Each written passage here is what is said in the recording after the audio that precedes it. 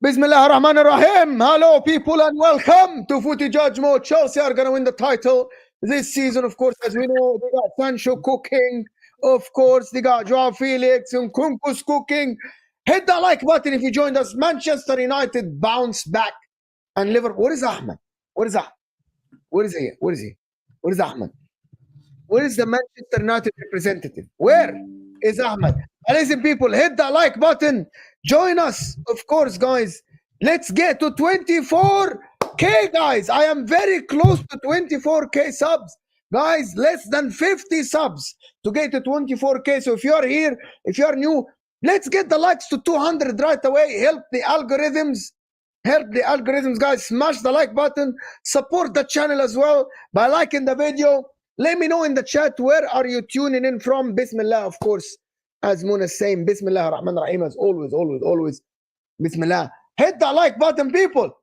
And the Sancho guy is here. And I am judging you. You, Ahmed, Man United, I'm judging you. What are you going to do today? Are you going to praise Sancho? Or are you going to talk about your team winning? Which one? But listen, let's start by saying that Liverpool lost. I spoke a lot about Liverpool. I don't want to talk about them again, to be honest with you. I did a show. HUSAM did the show. I did the show, me and HUSAM, the Football Terrace. So let's stop that. Let's talk about Chelsea, Manchester United today, and Manchester City. And actually, let's start with Chelsea. Let's start with Chelsea. Smash and grab. Smash and grab. At the end of the day, man, win's a win. You know, and we keep it. What the fuck is this? How the fuck a win is a win, bro? You're not gonna criticize the freaking performance. Yeah, listen. What the fuck is this, bro? Listen. Chelsea fans are. This is shameless as fuck, bro. It's shameless, Listen, bro. no. This is me. Fuck, bro. Listen, you got dominated. You got dominated. It's game's the game, man. Game's the game. Bro, no, bro. What the fuck, bro? Yeah, Fucking Man listen, United, bro. I'm gonna tell you different measuring stick. If Man United did this win today, like Chelsea, oh my God, it would have been. Oh my God! Oh, you smashed and you got dominated. You're horrific. You know what, Isma? You know what, Isma? Now I know how United fans feel. You know what I mean? Whenever they get that last. Here's the thing. Was it a smash and grab? Yes. Was our goalkeeper the best player? Yes. Not Sancho. Our goalkeeper was the best player today because he saved the penalty and stuff like that. But I couldn't care less. It was the 3 points that we got, so that's all that matters at the moment. We escaped. All this, Bournemouth deserves something. Deserve shouldn't be a word in football. You earn it. You don't deserve it. You earn it in football. All I'm gonna say, man. I would say it's awful. Listen, the only player that comes. Listen, Sancho was our best player today. I've said that. Our bench won us the game because we had the options off the bench. That's what happened. Joao Felix putting in another comps performance. Brilliant. How is Sancho your best player? No, I said Sanchez. Thing, bro. Sanchez. Oh my God. Not Sanchez. The goalkeeper. That's what I said. Sancho was given. Sancho. Okay, I heard you, Sancho.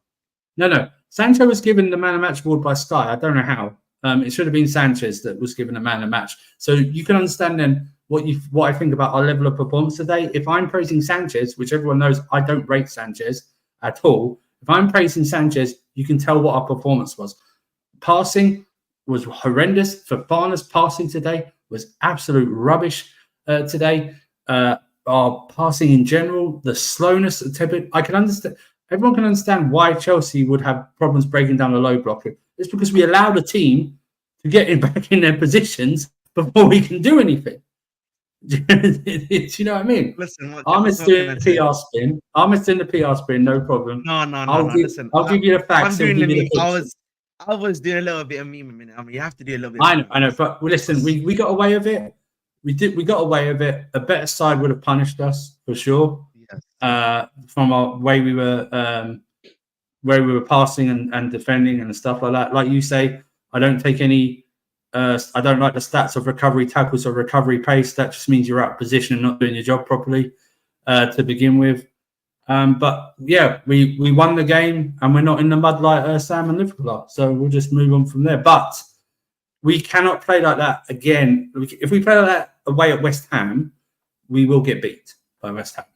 We can't do that. So, and I've got issues with the game in general. I don't like Cole Palmer in the 10. I don't like him in the 10. He does not do well in the 10. His best position is on the right when he's allowed to drift in. The reason we couldn't put the ball up top and help Jackson out is because Palmer was not playing the 10 at all. He was playing on the right with Madueke. They were doubling up on the right. I can't believe that was a tactic. If it was the wrong tactic because we had no one in the middle and we kept losing the ball or passing it backwards and stuff like that. We cannot also play with two out-and-out wingers like Neto and Madueke when Jackson is your striker in the middle because there's no one there. Who are you going to pass it to in the middle? Who are you going to pass it to? So that needs sorting out. That's on the coach and the manager as well. But we got away with it. And we can have a good weekend and watch Liverpool fans blow up, watch Arsenal or Tottenham fans blow up. But it needs improvement. We smashed and grabbed today for sure. And any Chelsea fan saying it's going to glaze over a Sancho 45-minute cameo and not talk about the real facts in there needs their head testing. Because we got the 3 points, but there's many more negatives than positives today. Bro, he won man of the match. Instead of giving it to Nkunku, we literally won you the game. Or Sanchez. Or Sanchez. How do you think he should have been Sanchez? I hear it. No. I feel like Sanchez bro, to be honest with you, it's either Sanchez who saved the penalty, or Nkunku who received the ball at the back of the net, fought two defenders and scored the goal, the winner, by receiving a pass. But no, I said it on MHF. Bro, it's about the story. It's the storyline. Wait. Let me just land. Okay. Bro, here we go. Here go the glazing of Sancho. Sancho boy, go ahead. No, why don't you remove Ahmad Diallo's picture and put Sancho in Chelsea shirt? I haven't even said do that. Listen, I just want to say something. We're not judging. It's all right. Look how rattled Sancho's got everyone, bro. Everyone exactly, bro. Sancho Nation, man. You know, Sancho Nation, come on, man. No, I'm glad he played well. I just don't think he deserved the man of the match. That's fine. I wasn't even going to talk about Sancho. I was just going to say, that I remember Ahmed, you were saying about De Ligt, Remember when you said you were talking about De Ligt, and you've got players like Disasi. That guy is dead. He's awful. You do realize, Ahmed, I can criticize other team defenses and still believe my defense. Your defense, You know what I mean? But go ahead, bro. I'll let you finish. Your defense was shocking. But look, that Chelsea game, Bournemouth were the better side, didn't it? They created the better opportunities. They hit the post. Chelsea, the thing is, in the first half, I think Palmer, I would say, is the only one that was trying to do something. You know, Madueke had some sloppy touches here and there. You know, he was shit today, sir. Well, no, you don't know. Huh? You know, Palmer was not good, bro. I think that's just roughed off the ball. By the way, for the second game running, the coaches tell their players to rough him off the ball instead of going for the ball. They go for the body instead of going for the ball, and it worked. He got rattled. He stopped playing. He started complaining to the referee, and Glasner did it, and now he did it. But go ahead, Ahmed. Yeah, that's because, like I said, I don't think he likes playing in the middle at all, bro. I think he likes playing. Having the white, he wants to face the. He wants to dribble. He wants to dribble. He wants to be facing the goal from the side. He didn't want to be back to goal. I need to turn first. He wants to be facing. I want to hear what Ahmed has to say about it. I was going to say, I'll just say one line. I think this is Cole Palmer's worst Chelsea game today. Yeah, this is his worst Chelsea game ever today. I think. Go on, mate. Okay, all I'm going to say, is that look. Everyone knows that I like Sancho and I think he's a good player, And then when people were saying, "Oh, where's he gonna fit in?" Like they've got so many wingers, he's not really that good. He's not Prem proven, and you can say it's one game, but if you're watching that game watch that game as a neutral. When Sancho came on, Chelsea looked more threatening. Everything was going down his side. He was creating more chances for your team, for the players as well. He was the one that was doing the right stuff. His decision making was spot on. He was getting past players. That 45 minute is a good performance from Sancho, and it's a good debut. Yes, Nkunku got the goal, but that goal doesn't happen without Sancho picking out the pass. Obviously, Nkunku had to do a lot to shove two players out the way, but it was Sancho who found that pass, who was finding the right pass constantly. You didn't have the same energy for Saka when he assisted. when he assisted Tom. No, but that's when he assisted, bro. What assist? What assist? The party when one. he assisted Thomas Partey, and Thomas Partey didn't even have to take a touch. Thomas Partey, the right weight, side foot, goal. You said, "Oh, do you count that as assist?" That assist the party, yeah, was. If you you can say that's an assist. I'm talking about Sancho's performance. I'm not even talking about Sancho's assist. I'm saying his performance as a whole, yeah. He was Chelsea's best. I'm on to you, bro. No, you can say that, yeah. But you're telling about that you think that Saka one was an assist where Partey just shot from outside the box? Literally, Saka had to dribble a couple of guys, go on the left foot and give him the right weight so the midfielder doesn't have to do anything. You know that I'll be honest. The Ahmad this is an agenda. It's the craziest agenda I've seen in my life. No, wallahi, it's not, because you know the Ahmad one today, he got an assist for Rashford. That's not an assist. You know the Ahmad one where Rashford. Yeah, that is not an assist. That's what I'm saying. That's actually. similar to Saka's one. That's what I'm saying. That is similar to Sancho when Nkunku had to do all the work. Nah. Sancho, look. We'll forget about the assist thing for now. But all I'm saying is that Sancho did change. He was good. I have to say. But he wasn't exceptional like what people... Bro, that Sancho cooking thing that I saw on Twitter when he dribbled a couple of guys, bro, that's not real, bro. That's not true, bro. No, but the thing is, yeah, like, no, but the reason why people are saying Sancho was cooking, yeah, I'll tell you why they're saying it. There's this thing that he can't do it in the Prem. He's too slow. He's not got enough pace. He's not proven it, and he's shit and he's this. The fact that you can say it's only 45 minutes in his first game, yeah, but you have to build from somewhere. You have to start off at somewhere, because if he let's say if he had a stinker, everyone would be saying, "Oh, see, Ten Hag was right. He was right, Ten Hag, and United wasn't the issue. This is a Sancho issue." So let him. Like, he had a good performance. Judge him throughout, like, first 5 to 10 games, and then if he's still doing what he's doing, then that means he's a great player. You're right. I am not expecting him to have a bad. Listen, Sancho is a footballer that we saw some glimpses of. Do you know what the problem with Man United fans are? He would have that good first half. He would have that good game here and there. The problem is he would put in a good game, like he did pre-season, and then he would do 3-4 bad games at Man United by not working hard. But shall I tell you, Mo? Shall I tell you why? Because I can't say that in 3 years he didn't have one good game. No, I remember him having some okay games. But by the way, he was never exceptional for Man United. Here is the problem. No, I agree with that. I agree. Here is the problem with Sancho. If we rate Sancho as the talent he is and the way he played for Dortmund, I want to hear the Chelsea guys.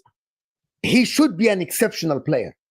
Yes. Based on the way he played at Dortmund, the same way as Haaland. Haaland at Dortmund was exceptional. Jude Bellingham was exceptional at Dortmund. You get my point? Yeah. Sancho is the only one from them that we are, I don't know the word in English. We're catching, like we are clinging or something like this to anything to say up. Here it is. You know what I mean? Well, he should be. No, but the thing is, yes. But the reality is, Sancho should be.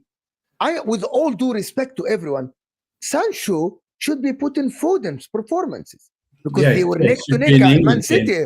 The way he played, Ahmed. Let me just finish. The way he played at Dortmund, no one is denying that this guy should have been the next big winger, the next big thing. Yeah, I understand that, but what I'm saying is, Jude Bellingham and Erling Haaland, they've both done something that Sancho hasn't done, and that is joined the right team.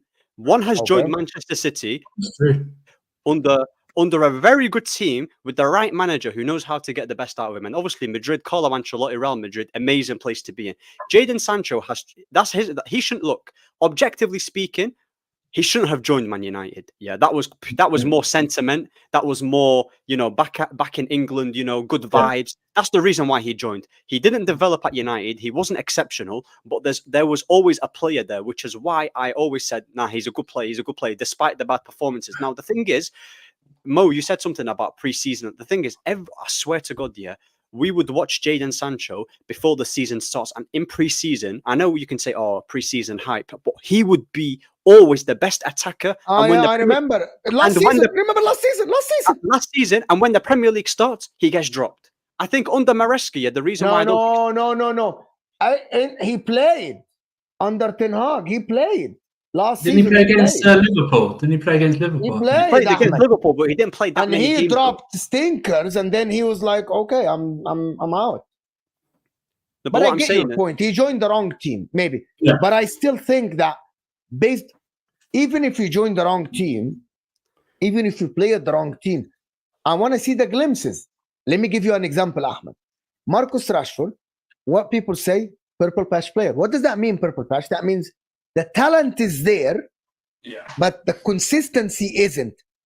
The consistency isn't, which is a big part of the game. But you can't deny that Marcus Rashford, when he's on it, he's on it. Regardless of Oli, Ten Hag, regardless of who's coaching, the top players rise. I'm going to give you another guy, Bruno Fernandes. Sometimes Bruno Fernandes, regardless of the system, gives you a good performance. That is what I was expecting from Sancho. Regardless of Ten Hag, of Oli, I'm expecting him to what is it called? The cream goes to whatever rises to the top. You know what? Sancho it rises to the top. You know what I mean? The quality rises no matter what. You know what? Do you know who's even closer to that? We all know Mohamed Kudus shouldn't have joined West Ham under David Moyes, but he balled out. He shows glimpses of how good a player is. And if he goes to a bigger, better team, you're going to see even more like that. But you're 100%. But we can see the glimpses of Kudus' talent there. Yes, Every now and then he would come up with something exceptional. Paqueta plays in a team that was so defensive, but you can tell the talent is there. You know what I mean? That is what I'm expecting from. I was expecting Sancho to be a guy of like, your coaching is horrible and everything. I want to see you doing that once. I want to see you rising a couple of times to Manchester United. Kobe Meno last season. Your system was shit. Your coach is shit. Casemiro is shit. Everyone is shit. Why did Kobe Meno ball out? I'll be honest, Kobe today wasn't. Yeah, I'm talking about last season, Ahmed. Well, last season, I understand. Yeah, last season, I understand. Listen, what I will say at the end of the day, man, at the end of the day, Sancho, did he show, I think he just showed that he was a competent winger for us today. Did what he needed to do compared to Neto and Madueke at the end of the day. And hopefully he continues to do so. That's all I can say, really. You know, and I think for me, the thing I liked about at least this game is that at least he was taking on this man. I think the big issue that we had in the first half, at the very least, was that our wingers weren't really getting the ball. And then whenever they actually got the ball, they were getting like matched up with the other winger, like they were actually getting targeted, so they weren't able to turn. And then the only place they had to pass was literally pass back to the centre back. So again, we'll see. Listen, I think for me personally, Sancho, let's hope he continues on this trajectory and gets better game by game. But you know what I will say? Listen, a lot of people, are talking about, Axel the Brick Basasi, because this guy, my God, bro. Today, bro, I don't know what. It's not his fault. It is not his fault. No, it's fault. I don't know. It is his fault. It is his fault. I'm sorry. He plays that position. No. Axel Disasi, he is week not. in, week out. Axel Disasi was playing this position at Monaco. It doesn't matter. It doesn't matter. We can't escape criticism from a guy that knows how to play the position. That's just he doesn't know how to play the position. He's a centre back. He's been playing there at Monaco too. He's played there before. And he's not played well. He's not played well there. Just because he's played there doesn't mean he's played well there. That means he's not played well. So we can't criticize him not playing well in a position. Yes, you know what? Yes, you can. Do you know why? You're saying he didn't play well at Monaco, so we have all that data, and he didn't play well last season. No. Listen.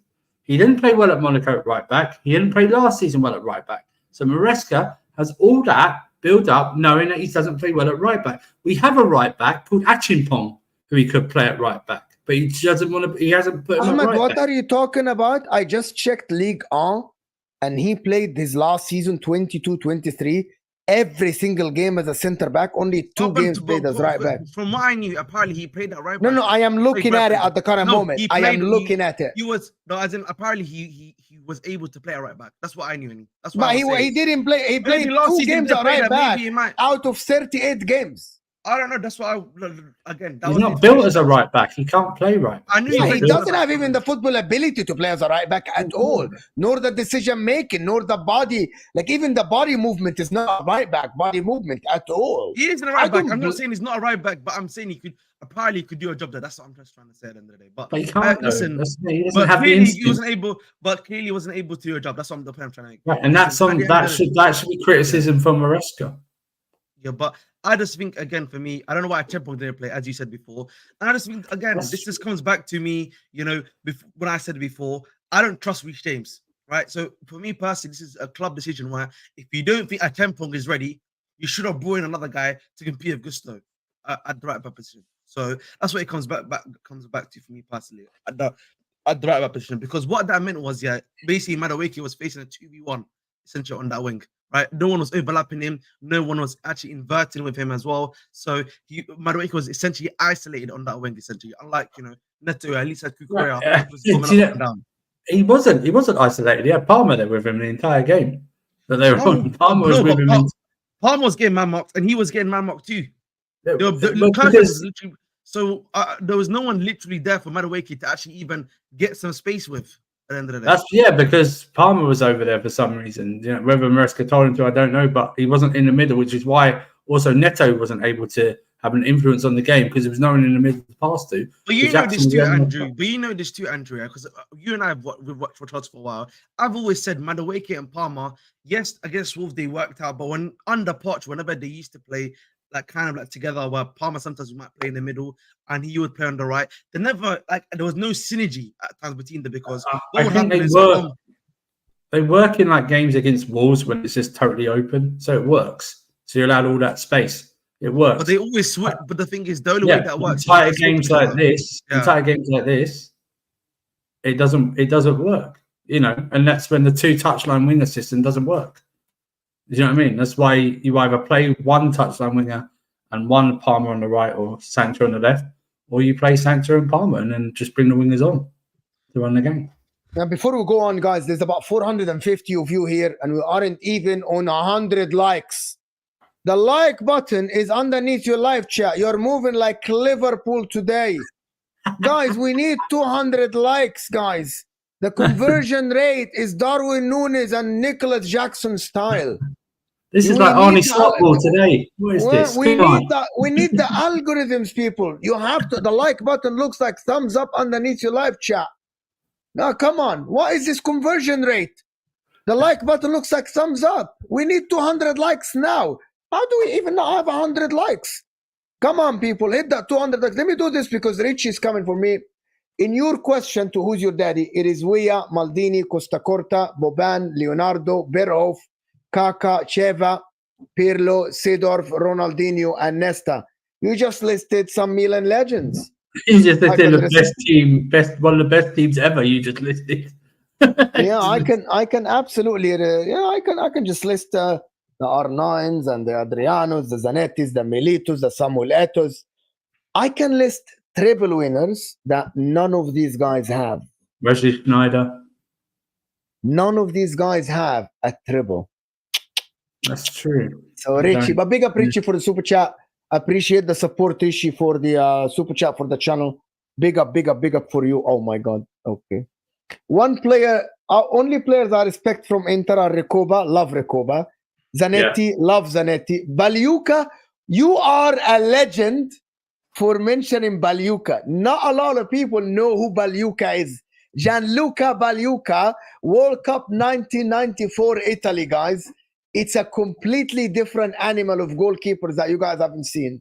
Yeah. Gianluca Baliuka, Ronaldo, Vieri, Laurent Blanc, Ivan Zamorano, Cambiasso. The only reason you won the treble is because of Mourinho. He's part of the coaching staff. Well, I'm grateful to Mourinho, of course. I'm grateful to Mourinho. I am absolutely grateful to Mourinho. That's like saying. That's why I say Man United are a big club because of Alex Ferguson. Okay. It's like saying Milan's only been relevant in Europe the past 20 years because of Ancelotti. Do you know what I mean? That's it. That's all. It's like saying that. No, Milan won a lot of them in the end of the 80s. And No, but I'm saying the past beginning. 20 years, they're only relevant in Europe because of Ancelotti. Do you know what I mean? Because of Ancelotti winning it with yeah. Because he won 2, Yeah, he won I in get your 03, he won in 03 and 07, didn't he? So he's like, they're only relevant in the last 20 years because of him. But big up for the, to be honest, big up for the great super chat regarding the Baluka. Once you mentioned Baluka, you won me already, because I've not thought about that name for years. That he was a tanking goal, absolute. Bro, tank. if people don't understand who Gianluca Baluka is, just go watch some highlights. This guy was a completely different animal, to be honest. You wouldn't like him if you pissed him off. Tell you what, you wouldn't like to be his enemy. Jesus Christ Almighty. Gianluca Baluka was a completely different animal. People, hit the like button. Speaking of Chelsea, the defense problems, guys. Say that again. The defense problem. They were getting cooked. That defense is cooked, man. If you know when you come across a team that's with better quality, bro. I think Chelsea, like, obviously, like, I think with them, is that it's gonna take age. It's gonna take a long time for them to start clicking. But as of now, bro, I don't know. There's only a matter of time that they'll just keep relying on like players, like, getting the last minute goals and getting something out of nothing. Do you get what I'm saying? Their defense against better teams with better attackers, I don't see them doing well. And plus, their midfield, I don't know. With Chelsea, I don't understand their midfield. I don't know. Like, sometimes I see them with different partnerships every single time. I don't know what they're doing. Like, their attack is good, but defensively, I don't. Have you been watching us, Ahmed? Have you been watching us, Ahmed? Yeah, I don't rate any of your defenders. I hate this question. I hate this question. Of course, I hate him watching Chelsea. No, because he's not. Because he just said we've been using different. What's it called? Midfielders. No. You said different defenders, right? You've been I meant midfielders. Midfielders. Oh, yeah. Midfielders. I was like, yeah. That's what I'm saying. It's just like your defenders. Like, I don't see any of your defenders. I don't like. They're not solid. Honestly, they're not solid. Like, I have to say, see any of your like. I think Levi Cole actually is looking a bit more solid. I have to say, like, if I'm gonna give him a bit more credit, then I will. Definitely, he's looked a lot more solid as the games have gone on. I think Fofana, bro, that brother, I don't know, man. Like, he just decided to log off today. Like, he looks like he logged off. Like, there were times, the thing for the penalty, that was just point blank a log off moment. No communication with the goalkeeper at all to get the penalty. And then there were times where, it felt like, bro, the guys were just rushing. Like, they were just rushing the play, just trying to kick it out, bro. Especially when they were like passing out from the back as well, defensively as well. So it's just, again, our possession. Do you guys think Colwell is good enough to start for Chelsea? Be honest. In his current, he's not, man. He's Did not. you? Okay, let me rephrase the question. Let me rephrase the question. Is Colwell living up to the expectations you guys expected when you guys rejected selling him to Liverpool or loaning him out? I think Liverpool came for him, and De Zerbi wanted him to continue at Brighton last season, and you said no. Did he live up to the expectations you guys thought you were getting? So I didn't watch him at Brighton, so I never believed all the hype. But then last season, like I said, he played predominantly at left back, and we know he's not a left back. So I don't think he has lived up to the hype of what other Chelsea fans thought he was. But there's different theories because of that. Like I said, the left back issue, and I thought maybe if we had like more solid, that we'd send him on loan again. But I think this season, I think he's not been spectacular, but he's been more solid in his play. I expect, though, like Fofana, the problem is this is just a brand new partnership, which is it's just not like they've not been able to. This is the point. This is the first time in 2 years we've had a centre back partnership due to injuries and chop and changing. And also, like I said, I don't think it's having Disasi at right back probably didn't help. But then Fofana's choice in passes today was horrendous, absolutely horrendous. And you saw the difference. You saw the difference in more calmness when Tosin came on. I know he gave away one ball, but just his passing alone and something like that was just more stable and stuff like that. So, but back to the Colwell thing, I don't know I think we were just, like I said, I think we didn't have the options really, and Colwell was seen as the next big thing because, like, John Terry and that were praising him and stuff like that. So if you get that back in the Chelsea community, you're automatically going to be hyped up to levels that is unachievable at this time, you know. But I'd like to see him more settled in a centre-back partnership, whether it's with Fofana or someone else. I think Levi Colwill has got something there. I'd just like to see him more developed going forward. I just think with Levi Colwill last season, he wasn't really playing into position. I think also a lot of it was to I feel like a confidence thing. Like his confidence was kind of like shot last season as well. He hasn't lived up to the hype, obviously, compared to what was happening for him last season. But I think, listen, if he continues in his form of improving consistently, I think he'll reach that level that a lot of people have been hyping him about at the end of the day. So I'm looking forward to seeing that from Levi, because he actually again game by game. Yes, I've just seen in the chat. Don't mention the Argentinian kid we just signed for Boca Juniors in the summer. Please don't mention that guy. Apparently, it's coming in January, so hey, I don't care. Just don't. I don't. Just don't. Do you know what I mean? Why not? Why can't we mention guys that you brought? What is that? Yeah, I don't put him in. I think someone put in the chat, put him in the defense with Colwell or something like that. So no. No, yeah, that was not happening just now. Yeah, tranquilo, guys. You know what I mean? We're pushing that one too far. Do you know what the problem with Chelsea's defense is? When Tosin used to start, people said Tosin is not good enough. Now Fofana starting, Fofana is not good enough. You guys don't like Desasi. I get that Colwell is your most consistent guy, but if you don't find partnership with him, okay, what is next? What is going to happen? What is going to happen here? Like, how are you going to continue the season when you let Shalaba's gone? Yeah, right? So who's going to play? If Fofana keeps dropping stinkers, if Desasi is not it, if Tosin is not it, who's going to play as a centre back?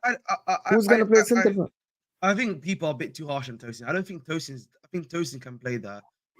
He's only played in the conference league. He's only played like really in the conference league. Really, I think Tosin can do a good enough job there to be a good enough partner with alongside Thingy. And once Gusto is back, I think he's going to be hopefully back for West Ham. Gusto, then I don't think we're going to have that much of an issue again defensively, because I think that. Do you know what it is? Do you know what it is, Mar? I think they're going to find issues if they can't get a right back. Yes. What do you mean? Like, in terms of like having a right back like Gusto or James there constantly, and having to play like a centre back like Disassi, I think just throws off the whole defense. In my opinion, I think you haven't got a natural right back there. I think Disassi actually, and as we've been saying, Disassi, I feel like he causes hysteria in the defense, bro. That's pretty much it. We saw it, didn't we? We saw it in the first half where it's like the ball went past him and he expected Fofana to be there, but Fofana was too far over. Do you know what I mean? It's like, he causes too much hysteria like this. He doesn't have natural fullback instincts. He's too far apart from the centre back to begin with. There's a massive gap there. Husam asked me a question. And I want to ask you guys that question. Next game, Enzo's back. Would you start Viega or Enzo in the middle? I wouldn't want Lavia. I'd start Viega. Okay, but if Lavia's still injured, would you start Viega or Enzo Fernandez? Answer the question. Don't dodge the question, bro. Answer the question. I don't know. Enzo. I can't actually what the fuck, bro? I have to say Enzo on that one, bro. I'm going to say Enzo. And the reason It's time. It's time for Enzo to earn his place in this squad. Bro, Viega didn't earn his place either. Let's be realistic. I don't care. I really don't care. So we can't just say one thing, one person. What has Enzo done? What has Vega done? What has Vega done as well? Well, he's more solid. He played more solid. Vega in the first half was literally occupying the same areas the other midfielder. Was literally not positionally aware enough at all in the first half, bro. In the second half, I'm sorry. Enzo a bit more. It was when it kind of Enzo offers in that position. Enzo offers literally nothing. Not defensive, not offensive. He's actually offensive to watch play in that position. That's what he is. He is horrible. Bro, he's horrible. Bro. Vega was literally not. Vega was not it, bro. Today Vega did his job. Vega was not that great. I feel like Vega was good today. What are you talking about? He was good today. Vega was. He did his job. Vega was. What did you think Vega's job was? Vega's job today was just basically meant to be sit and like break up play.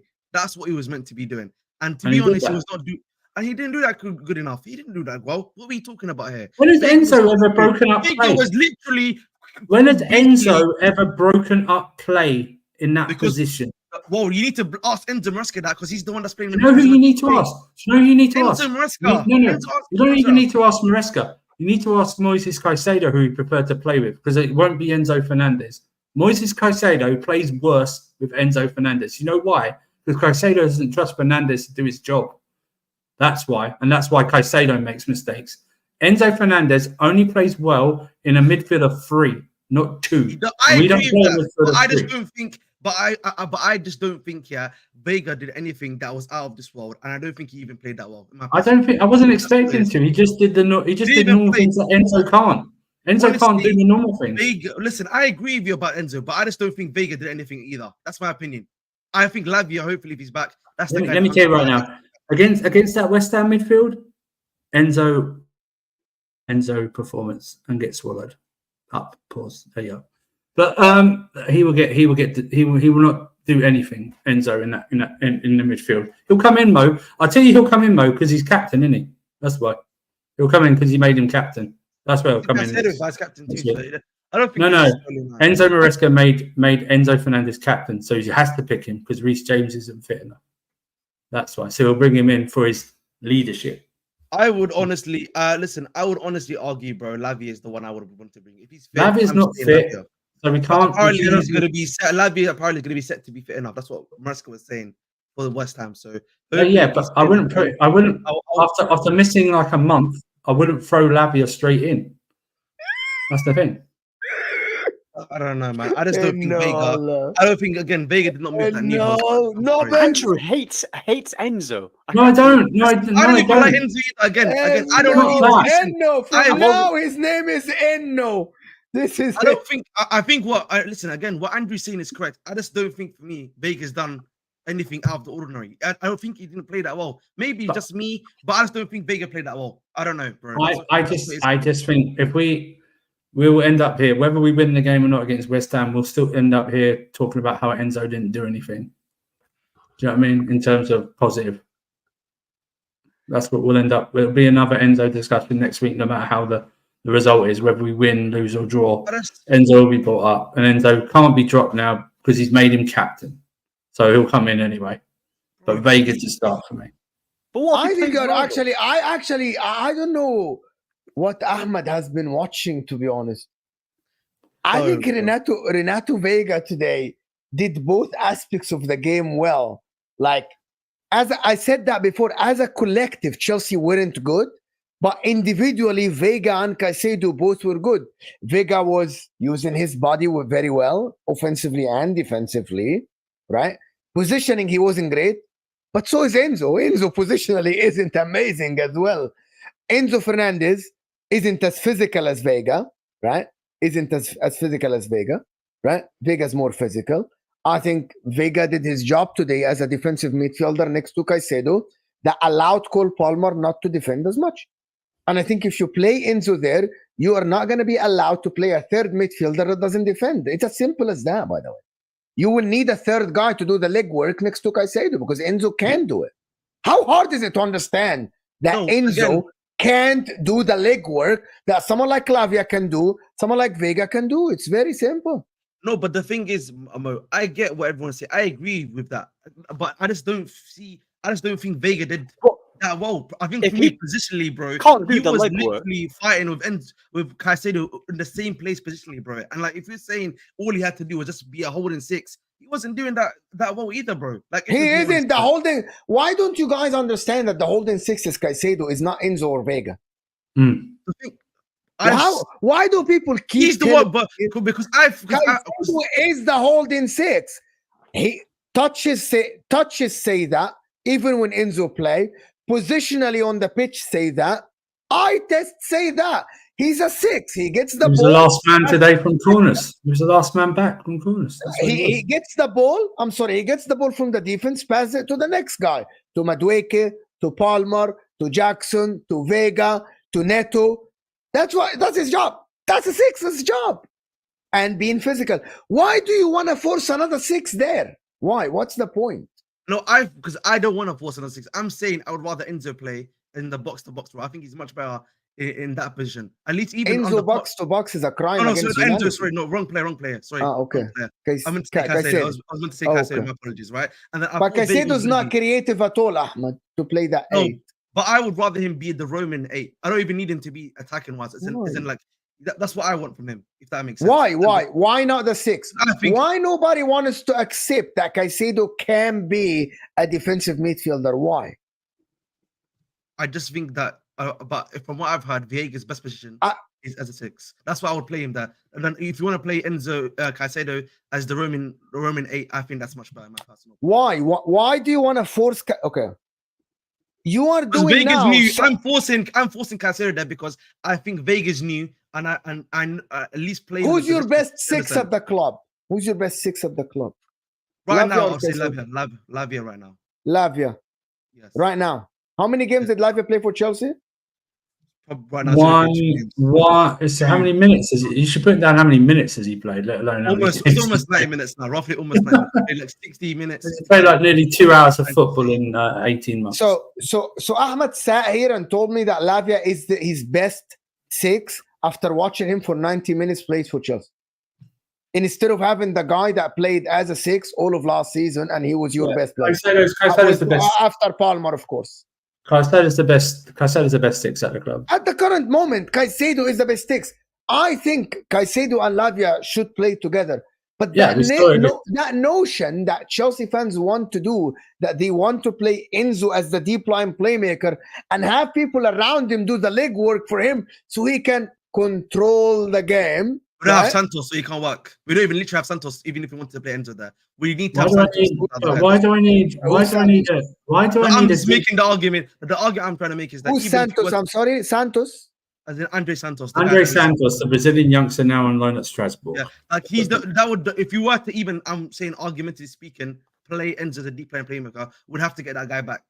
Can I ask a question? Why did Chelsea fans pick Enzo Fernandez as a deep line playmaker when we've got the likes of Sancho and Palmer now? Why do we need a deep line playmaker? We don't need a deep line playmaker.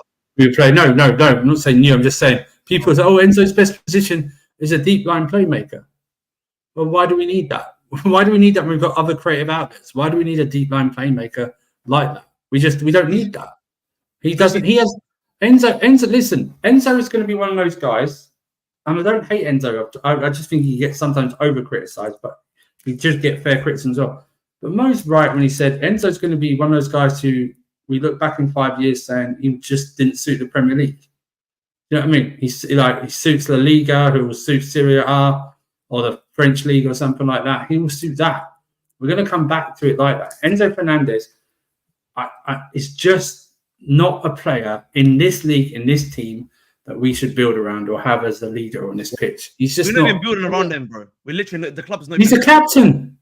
Bro, we're literally, but like if you look at the team, is the team built around Enzo currently, or is it built kind of like around Palmer? I would say it's built. The team's kind of being built around Palmer, no? I get he's the captain. He's the captain. He's the captain. I don't really thought it was being built around him. I don't know. Maybe that's just me. Maybe. I want to. Okay, guys.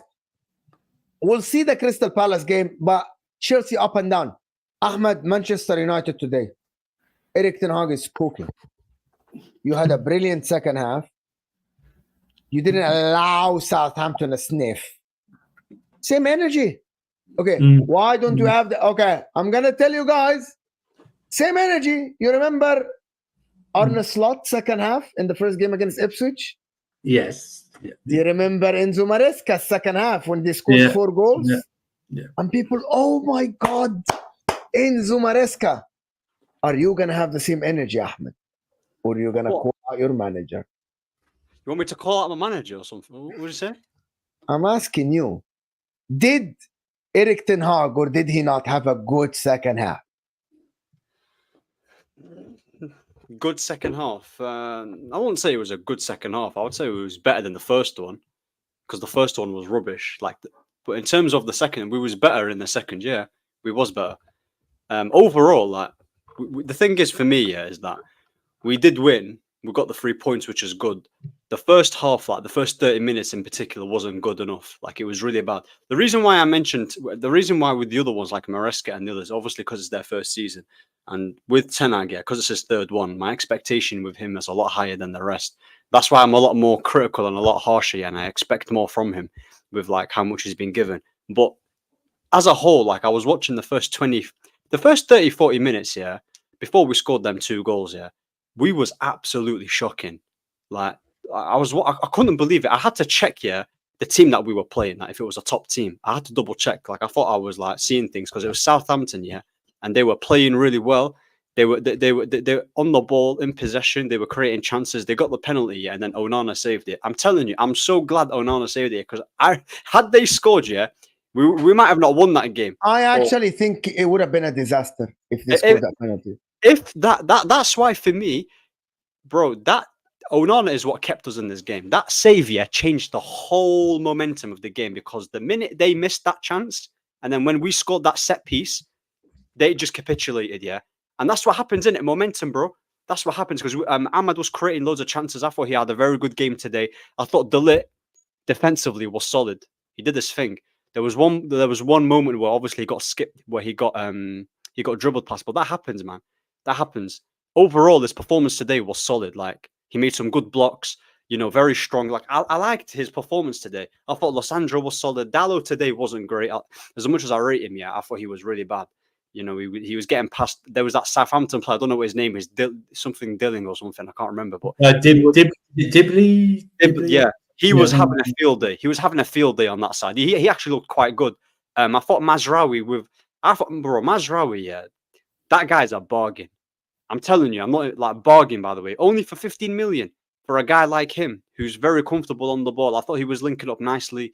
You know, him and Ahmad were really good. I think Xerxes, yeah. One thing, because you know what? I remember when he kept missing those chances against Liverpool and people were saying, oh, like he's not that good. Well, you know what I really like about him, yeah? Even when he misses chances, he still gets involved in the game and he still offers a lot to the team. Do you get it? Because sometimes you have strikers when if they miss a chance, khalas, it's finished. They don't offer anything. Like, for example, you look at Darwin Núñez here, when he misses a chance, he's not going to do anything. He's just going to wait for another one and then he's going to miss it. Xerxes will miss the chance, but he'll still have a good touch. He'll still pass it really nicely. He'll still get involved. So I thought today he had a 9 out of 10, yeah, but if he had a goal, it would have been a 10 out of 10. I thought Rashford, like it was a good finish from Rashford, but it was a better performance overall. Obviously the Garnacho goal was quite nice. Casemiro as well. That was a good way to pass. You know, when Casemiro came on, he was that third goal. Yeah, it doesn't happen without him because, bro, the weight of pass from him was quite good. So yeah, man. Like, the thing is, like, because I don't expect good performances yet, I'm just khalas. We'll just take the 3 points. Do you get it? Like, there's nothing much. But the more you win, the more you win, yeah, the more his stocks will go up. Mm-hmm. You get it? I can't want my team to lose though. As much as I don't like Ten Hag, do you get what I'm saying? Look, listen, Ten Hag is a fraud. I'm not asking you. Nobody wants that. Yeah, no one should. I don't think anyone wants you to. Look. Ten Hag is a fraud. He'll always be a fraud, innit? Like the players today carried him. Let's be honest, yeah. Because, bro, the players today did carry him. Because if that penalty went in and if they scored them chances like Southampton, it would have been a different game. But the thing is, yeah, my issue here is that we always, whenever we win or lose, even when we win, we never make it. It's never convincing. Never a convincing win. I would like 90 minutes domination. I don't understand. Like, how can you have so many players that you've coached before in the past and you can't get them playing good football like throughout at least an hour? Forget about 90 minutes. At least for 60 minutes, play good football. And bro, it's Southampton. Do you get it? Like, I'm not asking for much. So, like, it's crazy to me. Like, it's crazy because, like, I know, yeah, for example, if we would, I knew this would happen. We'll lose to Liverpool really badly, and then Southampton will gain a bit of momentum. But against Palace, against Tottenham, against these type of teams with better players, you can't get away with it. Do you get what I'm saying? You can't get away with it. There's only so much that these players can carry us, yeah, that the momentum won't be there anymore. So for me, yeah, I'm just taking the 3 points and that's it. Like, the positives are Xerxes, Amad Diallo. I thought Casemiro when he came on was good. Defensively, individually, Losandro and De Ligt were fine. And that's it. Like, that's what I would say. There's not much negatives I can say. obviously, like I've said it for a long time. The style of football, there's no point in me repeating myself. Oh, it's rubbish. There's no structure, is there? Everyone knows there's no structure. Everyone knows how critical I am. So I'm just taking the 3 points. That's it. There's no negative. I don't think Mo was saying like you need to lose. I think probably just you get a couple of wins. It just pushes the argument. Just pushes like the inevitability down the road. You know, like with Ollie in his last season, it was like he was getting like he would lose like 3. And then everyone, this 4th game, he's definitely going to exactly lose. And then he wins 3. Yeah. And it just regurgitates again. And we're talking about it like this. After I think you got League Cup this week, am I right? Yeah, we do. Again, Barnsley, and then is it Forest next week or Forest? Yeah, I think it's Forest. Wow. And then 20 in the Europa, and then you've got I think you've got Tottenham, Spurs, right? So you see, it's quite conceivable you win the 3 games up until Spurs, right? It's very conceivable, right? It's more than likely you win those 3 games. And then what happens on the Spurs thing? I don't know, because it's Spurs, I don't know if they'll give you a Liverpool treatment. I just don't think they've got it in them to give that overall. But you might lose to them and then it all starts again. Is that the last game before the international break as well? I think so. I think it's the last game. By the way, you've got Villa, haven't you? You've got Villa before the international break? Oh, Ahmed, what are you saying about Ugarte, by the way? What are you saying about that? What are you saying? It's only substitution. It's against Southampton. You need to chill out, bro. Come on, man. Tranquilo, bro. We're not doing 30-minute hype. They're not doing 30-minute hype. I think Southampton. Listen, I think Southampton are in danger of possibly matching Derby's record of 11 points. All those years ago. Can I say something about this for the people that watching me? Okay. And I'm gonna ask the panel a question first, and then you guys will lead to my point. Do you guys like Southampton's style of play? Yes. They play decent football, yeah. They play decent football. Okay. Do you think what they are doing is right?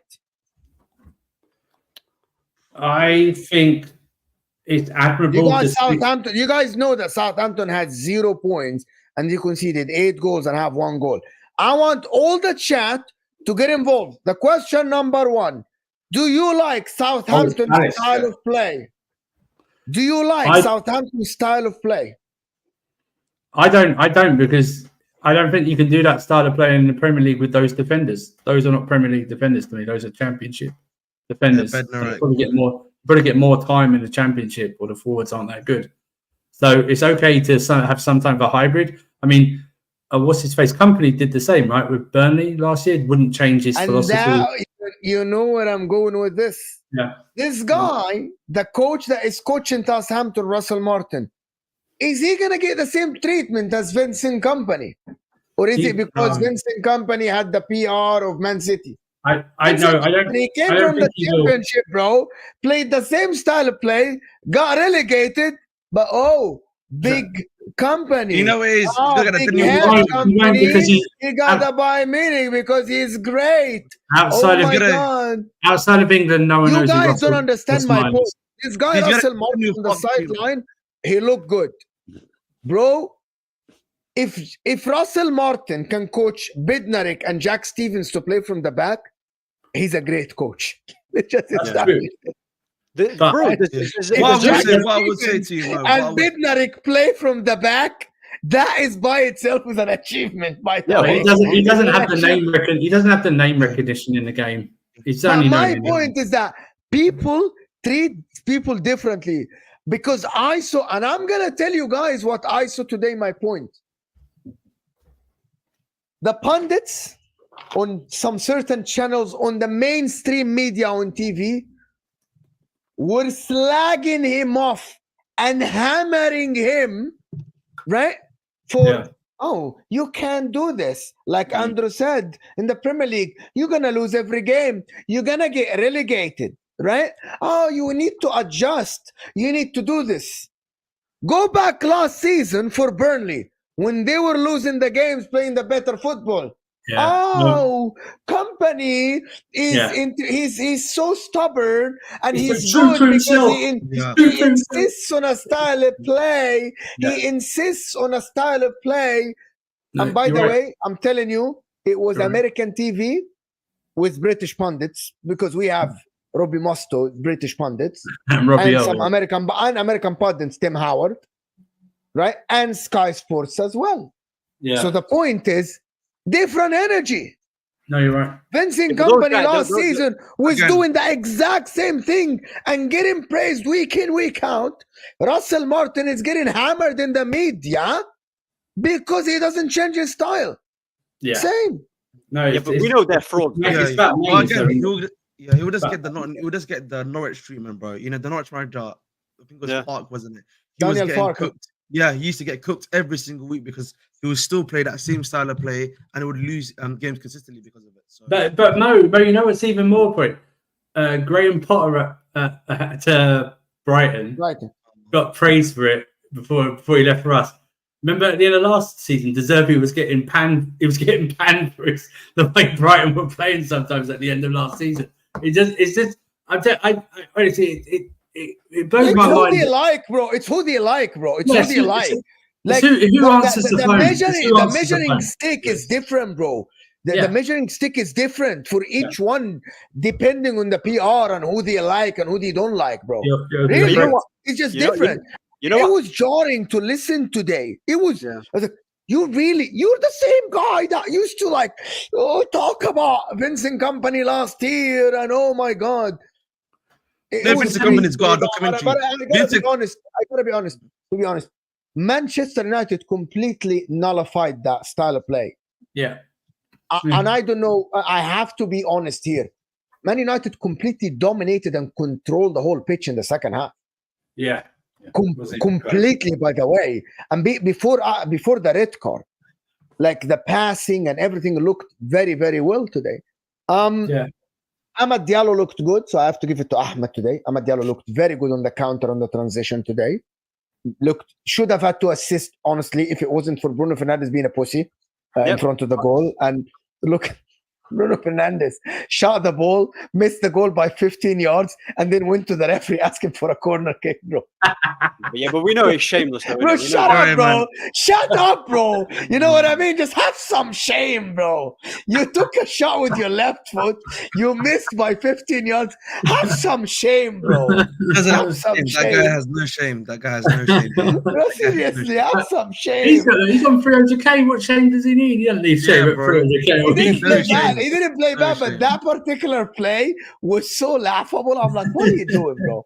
Ahmad Diallo gave you the ball and you couldn't run, right? And Bro, you took know, a I think shit he shot. created about 6 chances that game as well, alone. I think Diallo. he's created like 6 chances that game. And the fact that they couldn't finish it is just so annoying. It's so annoying because he was doing everything right. So I think that's what you're gonna. I think I know Xerxes played well today.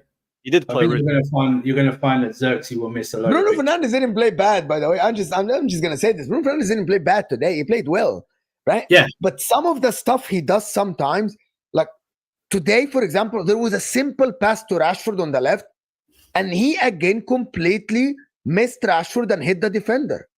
Player of that quality shouldn't do this. His decision making, Bruno, in that his decision making is No, awful. I think it's execution. It's execution, bro. It's not decision making. Not decision making, his execution. Yeah.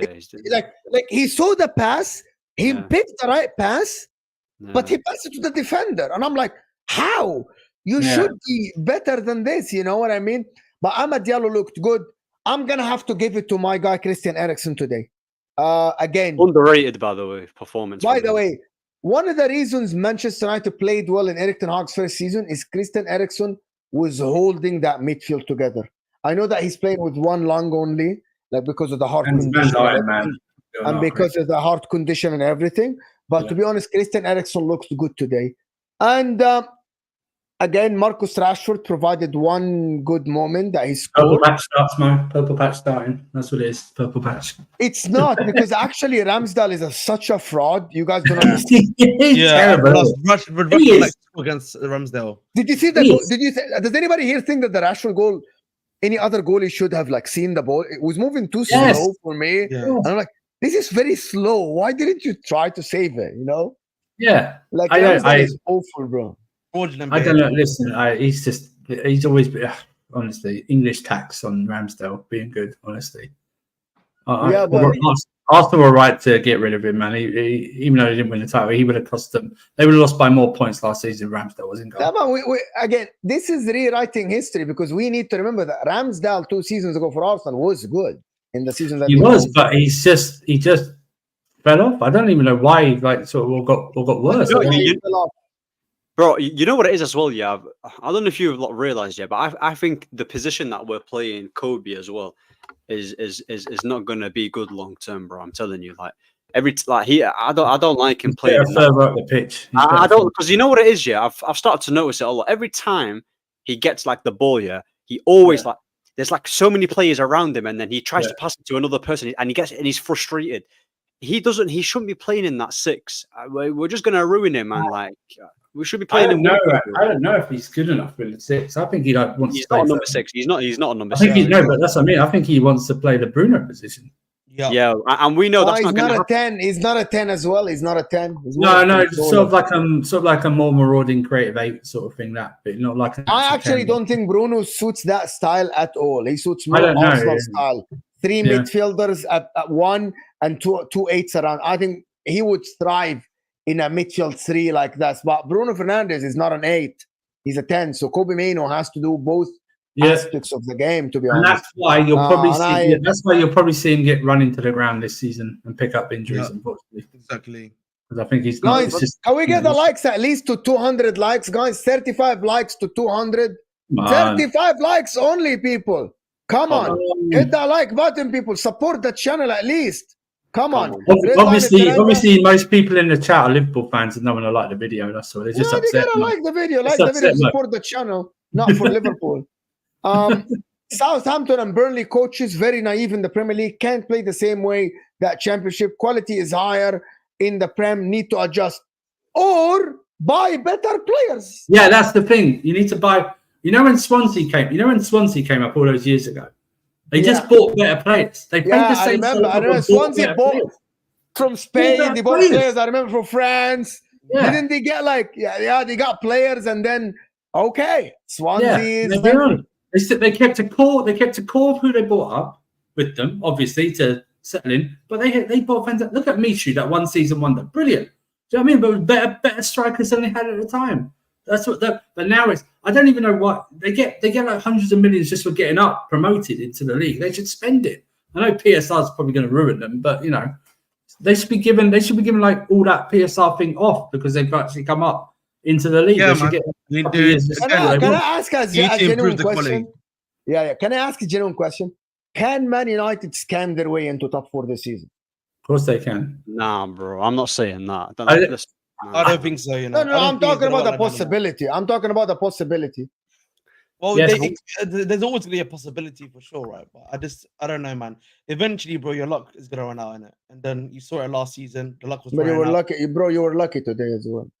No, but I was saying to why their luck is gonna run out and your luck is not gonna run out? Because they had an extended period of luck. They had bro, they were going through seasons of this luck, bro. You know what I mean? United's luck, bro. They had a 2-3 year period, even Southampton, bro, where when you expected them to lose, that's out of nowhere win. Do you know what's mad? Yeah, you know what's mad. Yeah. You know what's mad. You know how for example, how everyone's rightfully so, we play bad, but we still win games. You know what's annoying? Does that not prove that we have the players to actually be doing way better than we should be doing? So that's why I want a new manager, bro. If we're doing this, do you get what I'm saying, though? Do you get what I'm saying? I think you'll only scam your way to the top 4 if you win loads of 1-0 matches, because I still don't think you're. But we can't, bro. And they are the fucking kings of these matches, bro. These fuckers are the kings of the 1-0s and 2-1s, bro. By the way, I think you've actually got Palace next, but I can see you scamming in a way because Palace haven't started well this season, so I can see you scamming your way to a Palace win next week after the battle of you last season. I have a scenario. If Arsenal don't win tomorrow and Manchester United win next week and Arsenal lose to Manchester City, Man United will be above Arsenal on the table, people. All I'm saying, Arsenal do not let that happen because I'm going to be unbearable. I'm just saying, I'm going to be annoying because I'm telling you, They If lose that tomorrow. happens, you need to ask Sam. We are currently above. Arsenal. We are currently above tomorrow, Arsenal, isn't it? Yeah, we are actually currently above Arsenal, if I'm not mistaken. Come on, Tottenham, man. Come Are on. we? Yo, if Arsenal even draw Yeah. tomorrow We are above. and We are Man above them. United win the next game Yeah. and Arsenal lose, لا يا أخي, لا يا أخي. No, that If can't we beat, happen. if we beat West Bro, Ham, we are and they, currently. yeah, if we beat West Ham and they lose both these games, we're above them by 3 points. Yeah. We're currently Next level. week. We're currently level on points with Arsenal right now. Chelsea, like, obviously got a game in hand right now, but we're currently level on points with Arsenal. But, What are we doing here? Arsenal fans are asking, what are we doing here? We're just putting possibilities. Yeah. It's a listen, man. It's You know, true, though. Arsenal- It is possible. Hold on. These are Isn't this a plausible. possibility? It's a possible, yes, it's a plausible possibility what we're talking about right now. It's plausible. But don't worry, they'll just talk about how the ref is against them as per usual, man. They're predictable. Don't worry, man. It's, Yeah, it's just it's fun, guys. It's all banter and jokes. It doesn't mean that Chelsea can finish above Arsenal like some Chelsea fans think. Yeah, I don't. Yeah, that's not. But don't you secretly want a draw tomorrow? So then you hear both sides of fans try and Tottenham. try and convince you why they should have won. Why they should have won. Bro, I'm gonna tell you the truth. I need Arsenal to win for one reason. For the title race. I am not gonna live from February or January onwards where Man City already won the title, bro. They've won it already. I can't Guys, come on, bro. I can't live through another period where Manchester City are top of the table without Arsenal challenging them. Would you rather City win a 5p or United win? Since you want a change, would you take a United winning a Premier League? Yeah, 100%. Seriously, this guy's an Inter Milan fan. No, but I'm saying I know how much people hate us, isn't it? That's why I'm asking. Yeah, of course. No, I think Mo doesn't like your fans. And just to let you know, I don't like the team I dislike the most in the Premier League is Man United. But in the same time, but you don't understand. But you don't understand. I just can't. You guys don't understand how bad it is for the league. Good. Mo is saying for the greater good. Guys, you guys don't understand how bad it is if Man City. Guys, I just want to put you in a scenario. Man City win the 5th title. Pep Guardiola sign a new contract. They sign Musiala. They get another striker next season, and they sign a center back. They get whoever, Mark Gay or something. What are you saying? What the fuck is happening? It's gonna be Juventus at Serie A. Do you know what happened to Serie A? Nobody's watching. I know that people will always watch the Premier League, but it will lose the credibility. It will lose the excitement. Yeah, but they're going to get relegated, though, because of the allegations. So they're finished anyway. They're not going to get relegated. Okay, listen. Ahmed's in dreamland, bro. It's going to be, they're going to get like something's going to happen. They're going to get a slap on the hand, bro. No. Hold on. Let me tell you what is going to happen, Ahmed. Let me tell you what is going to happen. Yeah. They're going to get 10 points a season, okay, starting from this season. But they will win the league this season.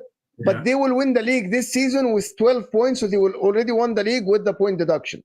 Yeah. And they're going to start with -10 next season, and they're going to win the league with 5 points above the 10 points, bro, with 15 points. Ahmed, do you think the Premier League are going to find this club guilty? Do you know how bad it looks on the Premier League if they find Man City guilty? To be fair, they kind of need to. I know that. No. But you don't understand the PR. These guys in the Premier League live for good PR and good news. If they relegate Man City, they just make literally 10 years of the Premier League. It's not bad for the Prem, bro. It's not bad for the Prem. They can. It looks bad. It is shit for the Prem. Why do you think it's bad for the Prem? They have the best players. They have the best players. They have the best coach. They still have Liverpool. Arsenal, can I ask a general question, Ahmed? Can I ask a general question? Can you imagine if Pep Guardiola, okay, he's not going to go to Spanish league. But if Pep Guardiola leaves the league, okay, and leaves some of the top players that play for Manchester City, do you believe the viewership of the Premier League is the same? I would say yes. No, it's not. There would be a slight decline, but I don't think the decline will be. It won't be a major decline, though. It won't be a major decline. I truly believe the decline is not going to be as big as people are making out to be. Mate, I think there'll be. I don't think. Listen, there'll be a decline. Whatever you want to say, there will always be a decline. City play the best football. They have the best manager. Their box office. Do you know, Andrew? What's the problem? Is that the problem is no one. if they relegate Man City, do you know what people are going to say? That it's a pity and it's pathetic for the other teams to win the league because you're literally getting a petty title.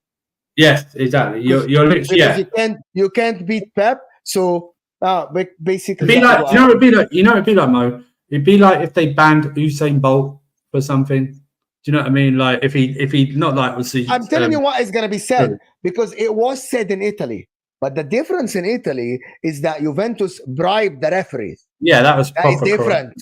Yeah. You know, that is different. That is you're buying. But Man City on the pitch, they are winning the games. On the pitch, they are winning the football matches because they have Pep Guardiola. Spending money doesn't always work. It has to be still coached. Do you know what I mean? If we spent all that money and we didn't sign Jose Mourinho and all those years back and kept Claudio Ranieri, we wouldn't have won those league titles. We just wouldn't. I know that people come back. You know, people come back, Andrew, with one thing and say, "But it was built on the bad foundation." Okay, I get you this. So, what did you want City to do then? Yeah, okay. What did you want City to do? But you know the question you have to ask yourself, it's going to look bad for the EPL either way. Like if the EPL if the EPL loses the case, for example, like to a big extent, right, to Manchester City. Does that not look bad for the league? Because then it's just like, you can do whatever you want, and then the EPL basically don't really have any power to stop any of the top teams from basically doing whatever they want, right? Because it gives them a bad look too, right? Like, do you know what I see happening? Like, genuinely speaking, guys, City are going to be found guilty for some of the charges, massive fines, and the others are going to get point deduction. They're going to get a couple of things. They're going to get a ban. Transfer ban, from a transfer ban, and I don't think Europe they can ban them, but they're gonna reduce their squad like UEFA do. You know what I mean? They reduce the number of players you can register, right? Okay, right? That's interesting. That is the point. I think that because UEFA do this. You guys know when you in UEFA, they reduce the number of players in the squad. You can register less players. Because I don't think they're going to give them point deduction because, to be honest with you, point deductions without relegation ruin the league completely. Because it is, if you give City point deduction, let me just put you through a plausible scenario. Let's imagine they give City a 15-point deduction, and Arsenal or Chelsea or Man United win the league with 4 points ahead of Manchester City. Is that really you won the league? No. Do you think that you won the league? No. If they're going to do a point deduction. There is a difference. And I'm going to tell you why. There is a difference when they give point deduction to the Evertons and the Forests. You know why? Because nobody cares when people get relegated. Nope. No one cares. But when you lift the title at the end, if another team has 15-point deduction, right, and you only won it by 3 points or 4 points, when you pitch, you didn't win the title. On the pitch, you actually didn't play the best football, and you didn't win the most points, so you didn't win the title, basically. When the title, but wouldn't the title mean more though? If you beat, like, without the points deduction, if you beat Pep Guardiola with this City, but that's what I'm saying. It means way more. You beat them. If you beat them legitimately, without them having a point, maybe they say, oh, it's a points deduction, but it doesn't happen till whatever the next season starts or something like that. This season, I'm taking that title, bro. I've not seen one in ages, so I'm taking that title. I'll be so honest. Okay, hold on. Juanita, you are definitely, it's not going to be you. So just it's definitely not you. I'm taking the title. I'm taking the title. Bro, there is Arsenal, Liverpool, Chelsea, Villa. Liverpool won't win one. Liverpool won't win one, bro. They're definitely they're done. They are the League Cup in 2019. Yep, there was my League Cup, bro. That's my League Cup, man. That's bro, you aren't winning the title, bro. You aren't. Listen, bro, inshallah, anything can happen, bro. We can win. I think Leicester might have more of a point than you. Taranga here is saying, I'm a Liverpool fan, always support the channel. Come on, you people. How many likes? We are not even on 200 likes. Can we get the likes up a little bit? Thank you for the support, Taranga, Richie, of course. Hit that like button, people, because we're about to end. I'm about to go to play football, to be honest. Guys, let's get to 200 likes before we end. Anything we want to add? Does anybody really think that Man City already won the title? Honestly, be honest. I'll have to wait after the Arsenal game. Brentford gave them a game, you know. I'll be so real, though. They did. They scored in the first minute. They always have this. Do you know how scary what you just said, Ahmed? that Brentford gave them a game and City still like Yeah, still just. Yeah, man. That's the thing, bro. Like, listen, I think He's right going to now break his own record, isn't he? He's going to break his own scoring record. Oh yeah, I know, 100%. He's going to break it. How many is he on now? How many is he on? He's on 9. He's on 9. bloody hell, 9 and 4 games, you know. 9 My and 4. God, bro. That guy's That a is goal crazy, man. Bro, the guy got 3 chances, scored 2, and hit the post in the 3rd. That's what I'm saying, bro, man. Do you know the you said the title race? I said this to you on another show. I think Arsenal fans are going, oh, we got a tough schedule right now. Like October, November's on paper looking like a tough schedule as well. If they don't, I mean, I think Odegaard might be out for longer than they're saying as well. They're still testing it. They're still testing it. Apparently, they still don't know the actual. You know what it is? I said this to Arsenal here, like last season, is that they've not faced like.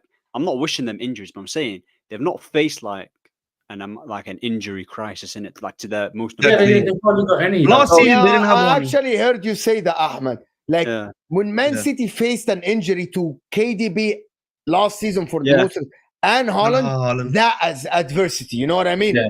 That is real adversity. You'll have to adjust. There has to be something up, someone else to come out and make up for that.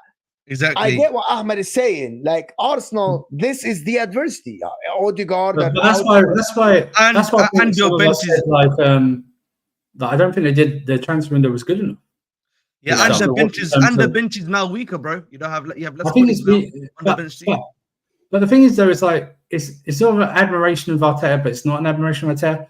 He helped build this squad, but he doesn't really trust them out of a certain core group of like 15, 16 players. Yeah. But then he's to be admired that he got them into a title race the last 2 seasons by only doing 15, 16 players. Do you know what I mean? It's weird. It's a weird thing there as well.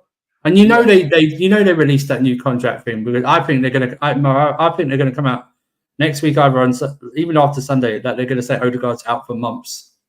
I think they're gonna say that just to cover it. I really do. I think. Let's talk about the Scousers though. No. Did you see the injury that Odegaard? Did you actually watch the impact Odegaard's injury had? Yeah, that ankle looked like it nearly twisted the whole thing. That ankle looks cooked, yeah. It looked, you know what I mean? That's a bad injury. And they've only got one. He's the only player who can play that position. This kid they keep talking about, Nwaneri or something like that. I mean, that's bonkers to put him in like a situation like this. Yeah, City, I don't think they're gonna listen, people. This was phenomenal. Tomorrow rivals Rumble, of course. After London Derby, of course, it's gonna be Dio.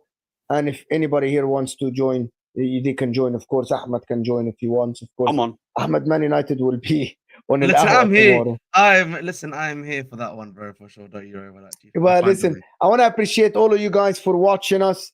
Thank you so much for sticking by us. Appreciate you guys. Hit that like button before you go. Subscribe to the channel if you're new. We'll see you guys soon. 10 more likes. Lahwa tomorrow is going to be phenomenal. And you know that HUSAM is going to try to avoid cooking, but Ahmed is here for him. Is here. Bro, we're going to have Ziad. It's going to be Ziad book. Ziad is back. Where's Ziad? Is he even alive? He's back, Habibi. They won. Liverpool lost. Ziad is back. Yes, man, Ziad's back. Bro, I can't wait to see Velv's intro. I was getting worried, bro. I was like, is he alive at this point? Flipping hell, bro. Appreciate everyone. We'll see you guys soon. We're out of here, people.